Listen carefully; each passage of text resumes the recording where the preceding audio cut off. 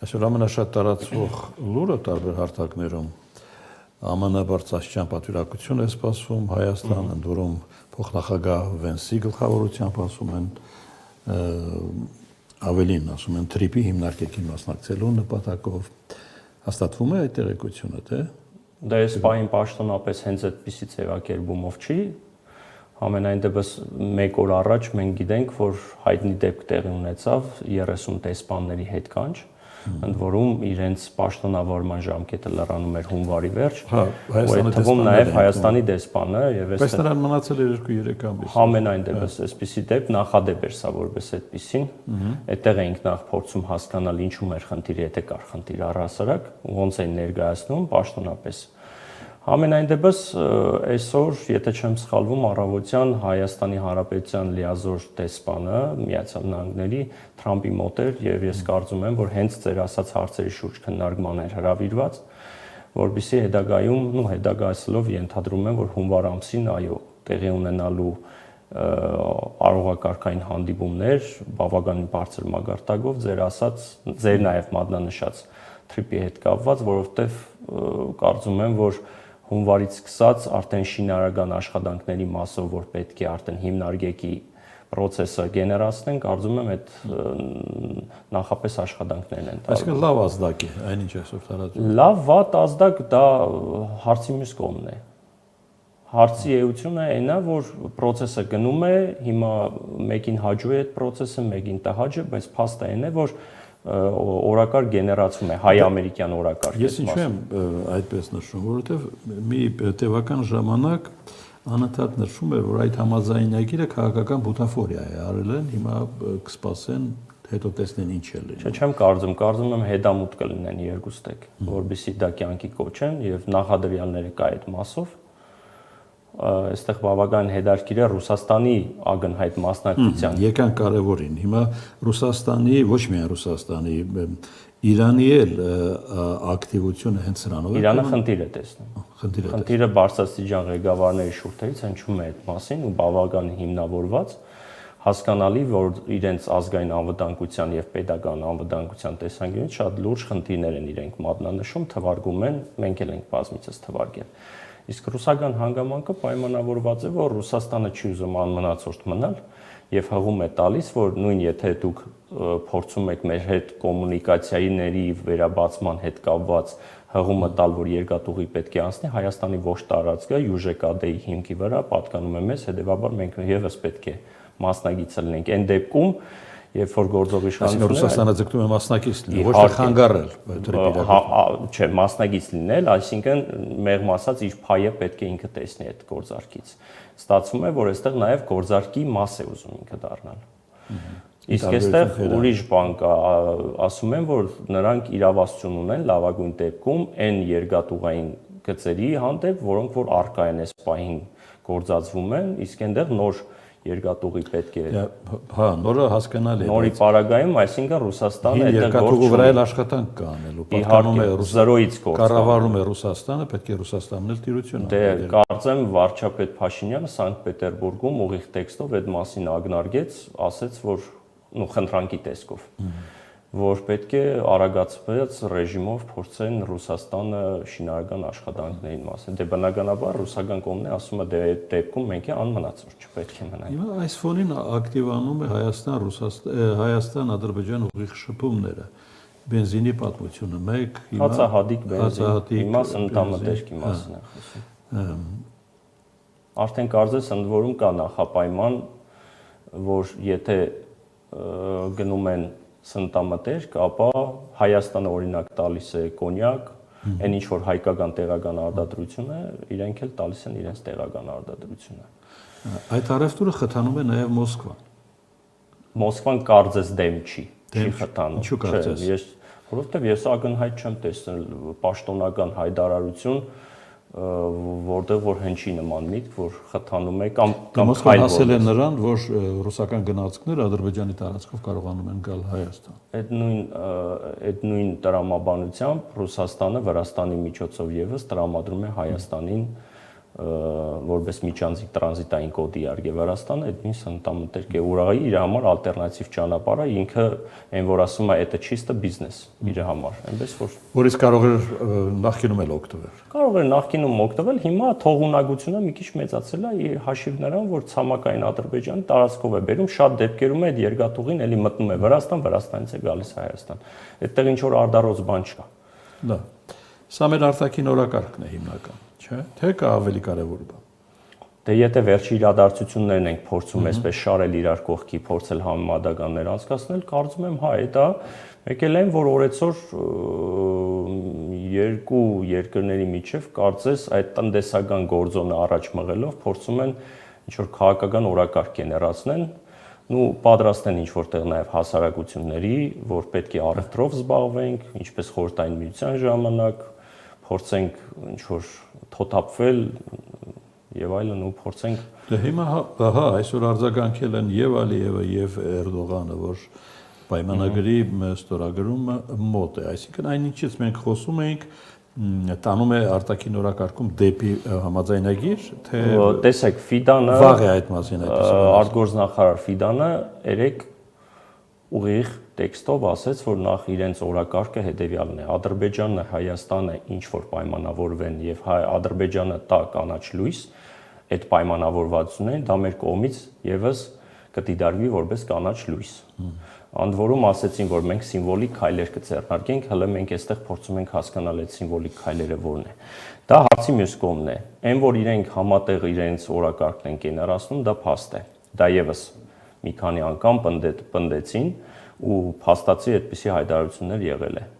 Այստեղ խնդիրը այլ է, ես ավելի մտահոգիչ այսպես սիգնալներ եմ տեսնում, որի մասին չեմ կարող չասել։ Ասեք։ Պարոն Մնացականյան, դուք ո՞նց կվերաբերվեք ադրբեջանցիների վերադարձի մասով հարցին։ Ադրբեջան խոսույթին է վերաբերվում։ Խորհրդային միության ժամանակ խորհրդային Հայաստանում ապրած կամ ծնված ադրբեջանցիների վերադարձի։ Կվերաբերվեի այնպես, ինչպես Ադրբեջանում ապրող հայերի վերադարձը։ Ահա, հիմա տեսեք, ինչ եմ սա ասել։ Սա դա ակտուալ թեմա էր իրենց մոտ, բայց կարծես բավականին լուրջ ռեզոնանսի առիթ է տվել, որտեվ հա խոսում են այս մասին։ Ես որ ուսումնասիրում եմ իրենց պաշտոնական կամ պաշտոնամերձ մամուլը, բավականին մտահոգիչ հայտարարություններ են անում, որովհետև այդ ամեն ինչի հիմքը դնում են արդեն իսկ հաջորդ պայմանը ադրբեջանցիների վերադարձ։ Ես սրա մասին չէի արձանագրի եւ չէի խոսի հիմա, եթե դա բավականին լուրջ, այսպես թափ չհավաքեր։ Եվ ես կարծում եմ, որ երկուստեք իրենք խոսում են այս մասին, բայց ավելի շատ ադրբեջանական պահանջ է որպես դա հնչում, ընդ որում միակողմանի պահանջի տեսքով է հնչում։ Ինչի համար եմ նաև սա ասում։ Տեսեք, խաղաղության պայմանագրի մեջ, եթե մենք գիտենք, թե առաջնահերթ այս պահին Ադրբեջանի նախապայմանը դա սահմանադրության փոփոխությունն է, դա այդպես չի։ Ես ձեզ վստահեցնում եմ։ Գուցե ոչ պաշտոնապես դեռ չի արձարծվում այս թեման, չի հայտարարվում, բայց ավելի քան վստահ եմ, որոշակի ինֆորմացիա է նաև տիրապետում եմ, որ հենց ադրբեջանցիների վերադարձի հարցը է։ Ընդ որում Ադրբեջանում հենց հիմա միջազգային կարգի իրավաբաններ են հadoop վարձվել, որոնք զբաղվելու են վերադարձի փախստականների իրավունքների հարցերով։ Ես ուզում եմ փոքրիկ այսպես ագնարկ անել, որ տեսեք, երբ որ Արցախից դուրս եկած հայը փախստական չի համարվում։ Դե տեսեք, հիմա միջազգային դե հենց դա իրանք բոլոր իրավական չափորոշիչներով միջազգային իրավունքին եթե հեղում ենք տալիս, դրանք իհարկե փախստական են, էթնիկ զտման ենթարկված։ Դրա համար էլ շատ ծանր էին տանում, հիշում եք, մի երկու շաբաթ առաջ այն հայտարարությանը Եվրոմիության սրերով դիմավորեցին։ Խնդիրը ուրիշ տեղ է։ Տեսեք, երբ որ խորհրդային միության 1979 թվականի մարտահամարին ենք նայում, խորհրդային Հայաստանում ապրել է շուրջ 160,000 ադրբեջանցի։ 352,000 հայ ապրել է Ադրբեջանում, ընդ որում եղել է ամենամեծ փոքրամասնությունը, հայերը եղել են Ադրբեջանի մա։ Եվ այստեղ ընդ որում այդ տվյալն էլ հələ վերջնական չի։ Վերջնականը, երբ որ ամբողջացնում ենք արցախահայերով, դա կազմում է 475,486 մարդ։ Եվ ինչի մասին է, հիմա տեսեք, միակողմանի մենք լսում ենք որ վերադարձի պայմաններ պետք է բավարարեն, հա, իրենց գույքի վերադարձ, արժանապատի վերադարձ, չեն խոսում հակակշռել, չեն խոսում, եւ այստեղ է սա տարակուսանք արա։ Հիմա դուք պատկերացնում եք մոտ հայկական կողմը վախի մտնոլորտն է, հաղթածի դիրքով նա իր հաջորդ պայմանն է հրամցնում միակողմանի ճնշման արդյունքում, սադրում է ընդ որում հայկական կողմը մի քիչ մեղմ ասած как бы чего не вышло հերթական խնդրեմը չառաջանա կոնֆլիկտային իրավիճակ չստեղծենք չխոսենք ավելի լավ է այսպիսի խոսույթով հանդես գան դե եկեք մենք փագենք ցիտում եմ վարչապետին եկեք մենք փագենք ԼՂ վերադարձի հարցը մենք է փագենք բան բայց փաստը ցույց է տալիս որ նրանք չեն ձերբազատվում այդ թեմայից այսինքն արտաքին այս օրակարգը չի տանում համաձայնագրի նույնիսկ եթե այս պահին գրեթե պատրաստ է խաղաղության կնքմանը, այսինքն ֆիզիկապես թղթերը դրված են սեղանին, պատրաստ են ստորագրման։ Ալիևը չի գնալու։ Ալիևը հստակ ունի իր պլանը եւ գիտեք որ այստեղ Ալիևը բլեֆ չի անում, ոչ է պարաժանում։ Ալիևը ինչ օրակարգ ու ռոպագանդա թելադրել է, օրակարգային հարց դրել է։ Փորձը ցույց է տալիս, որ տարիների կամ առաջիկա ամիսների ընթացքում դա տեղի ունեցել, դա իրականություն է դարձել։ Այստեղ է մտահոգությունը։ Շատ զգայուն հարց են բարձրացնում, բայց ազգային անվտանգության տեսակետից մեղմ ասած շատ մտահոգիչ է։ Առավել եւս, որ հիմա այո, քայլ առ քայլ այդ ամեն ինչի համար դնում են դեռևս այդ առևտրաշրջանառություն, փորձում են այդպիսի այդ սուր ծայրերը հարթել եւ այլն, բայց ամենանդերս տեսնում ենք, այստեղ բոյկոտում է, ժողովրդի մեծ մասը կողմ չի այդ տարբերակով խաղաղության հաստատմանը, դեռ պատրաստ չի։ Տարիների տասնամյակներ, ես ասել եմ, սերունդներ դեռևս պետք է անցնեն, որովհետեւ թոթափեն, ընդ որում մի հատ կրակոտ չպետք է լինի, առաջիկա գոնե մի 20 տարի ընթացքում ու Արցախահայերի հարցն էլ հələ պետք է օդից կախված չմնա։ Բայց տեսեք, pedagogan օժանդակությամբ հadoop կառույցներ են ստեղծվում, նորից ասեցի, միջազգային իրավաբաններ են վարձվում, որոնք որ զբաղվելու են նրանց փախստականների իրավունքի վերադարձով։ Հասկանալի է։ Թող զբաղվեն։ Զբաղվելը Չէ, գիտեք ինչ ներողություն, ընդհանրեմ ինչի համար։ Այդ տեսեք, շատ դեպքերում Ալիևին արտարացնում են այստեղի որոշ չինովնիկներ, ասելով որ դա ներքին լսարանի համար է։ Նախ դա ներքին լսարանի համար չի։ Երկրորդը նույնիսկ ներքին լսարանի համար դա չի նշանակում որ ինչի համար ուզում է լինի մենք հակակշիռ պետք է ունենանք այստեղ հակակշիռ որ դու ունես իրավական բոլոր բլածակները միջազգային իրավունքի տեսանկյունից հագադրվելու ու ընդհանրակը դու խոսելու այդ թեմայի մասին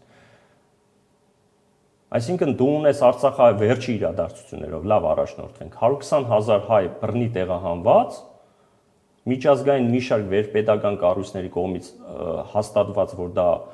էթնիկ զդման արդյունք է ու դու դրա մասին ընդհանրապես չխոսես ու այդ կոզրը մի քիչ ժողովրդական լեզվով ասած չօգտագործես իսկ Ալիևը չեղած տեղից պատմագրությունը փոխի ստեղծի մի հատ գաղափար այդ գաղափարը ներկայացնի որպես իրական այնիշ նկարագրեցիք դրանով Ալիևը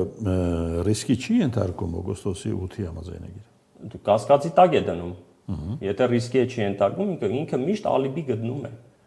Ընդ որում կարողանում է այդ խնդրեմը ու process-ը այնպես գեներացնել, որ խնդրեմը ներկայացնի, որ հայկական կողմից է։ Այդ համաձայնագրում ձեր նկարագրածի մասին խոսք չկա։ Բայց այստեղ ուրիշ խնդիր կա։ Խնդիրը այն է, որ հիմա տեսեք այդ նույն պայմանագրի մեջ սահմանադրության մասին փոփոխության դրույթ էլ չկա։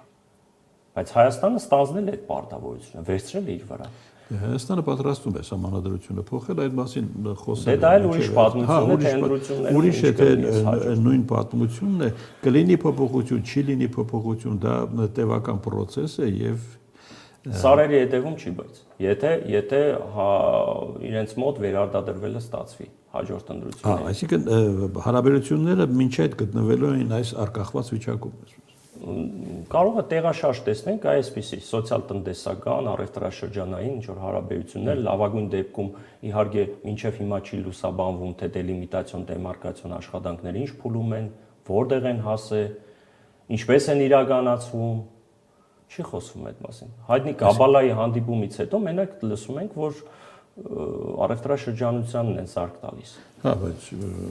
Չէ, քիչ բան չի, այնպես չի, որ թերագնահատում ենք։ Խնդիրը այլ բան է։ հասկանալի է, բայց համանազատում կոնկրետ գետնի վրա արվում է, թե ոչ։ Դե հետ եմ ասում։ Հիմա մենք մասնագետ ենք, փորձում ենք ինֆորմացվել, չենք, ինֆորմացիա չկա, ոչ պաշտոնական, ոչ առավել եւս չկա ինֆորմացիա այդ մասով, այդ մտահոգիչ է։ Ալիև-Պուտին հեռախոսազրույց է եղել։ Բայց այդ հեռախոսազրույցը հետաքրքիր է Սանկտ Պետերբուրգ մեկնելը մերժելու ֆոնին։ Դա ասում էր ծանրաբեռնված է գործերով։ Հիմա կարող է այդպես է, կարող է ոչ այդպես։ Ամենայն դեպս հեռախոսի մյուս կողմում մենք չենք գտնվել, որ լսենք տարած ինչ են խոսել։ Հեռախոսի մյուս կողմում Մերիբան Ալիևան է գտնվել։ Այո։ Լավ, դա իմիջիայլոց հայ-ռուսական ռուս-ադրբեջանական հարաբերությունների տարբերությունը ում օգտին է հիմա աշխատում։ Տեսեք, բնականon հունով ընթանում է։ Ճգնաժամներ են լինում միջպետական հարաբերությունները, ոնց որ եղավ Ադրբեջան-Ռուսաստանի դաշնություն, այդ նույն թվում Հայաստանի հետ, պատժամիջոցներ, հիշում եք քաղաքացիների հանդեպ ինչպիսի վերաբերմունք, ընդ որում ոչ միայն ադրբեջանցիների, այլ նաև Ռուսաստանում բնակվող հայերի։ Այստեղ ես ինչ որ հատուկ չէի նշի, որ գիտեք, այս պահին ինչ որ առավելություններ ունեն, էլի։ Ըստ իրավիճակի տարբեր ինցիդենտներ է տեղի ունենում, Ռուսաստանը արձագանքում է։ Այսինքն քաղաքական մթնոլորտը հանգիստ է։ Հանգիստ է, մեծ հաշվով ինչ որ տեկտոնական տեղաշարժեր չկան, բան չկա, ինչ որ լուրջ միջադեպեր չեն եղել։ Առևտրաշրջանառությունից ենք խոսում երեք, բավականին կոհեին։ Իհարկե թվերը փոխվել է Հայաստանի հետ, ներմուծումներ արտահանումների, բայց ամենայն դեպս տեսնում ենք, որ ինչ որ սանկցիաների պես մի բան է կիրառվում շատ դեպքերում, երբ որ պետք է ինչ որ բան զսպել կամ ինչ որ քաղաքական աստար հաղորդել եւ Ադրբեջանին եւ Ռուսաստանին։ Հիմա դա արտաքին է։ Մեր ներքին օրակարգը ինչի մասին է դա։ Պատրաստվում են ընտրությունների, ազգովի տագովի։ Արդարացու ոչինչ չկա, ովքեր են մասնակցում, ինչու են մասնակցում։ Քաղաքական ուժեր են ձևավորվում, կոնֆիգուրացիաներ ենք տեսնում, ինչ որ ամենանդեպս հետկուլիսային պայմանավորվածություններ կա որոշ նոր ուժերի միջև թույլ տվեք չլուսաբանել, բայց կարծես ակտիվ մասնակցում են, որտեվ ընդամենը 5 ամիս բան է մնացել։ Բնականաբար արդեն յուրաքանչյուր ներածին չափով պետք է իր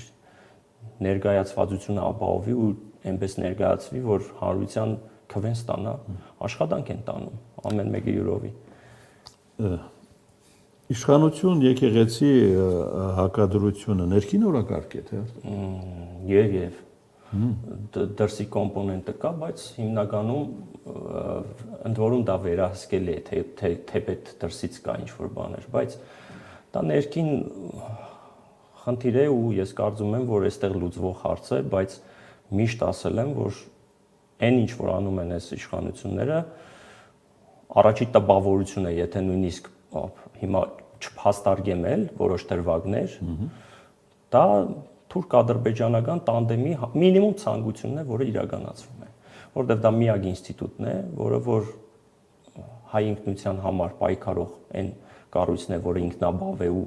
առանձին է, սահմանադրության, որը կարծես թուրք-ադրբեջանական տանդեմին չի բավարարում հասկանալի պատճառներով։ Եվ այստեղ դա ներքին հարց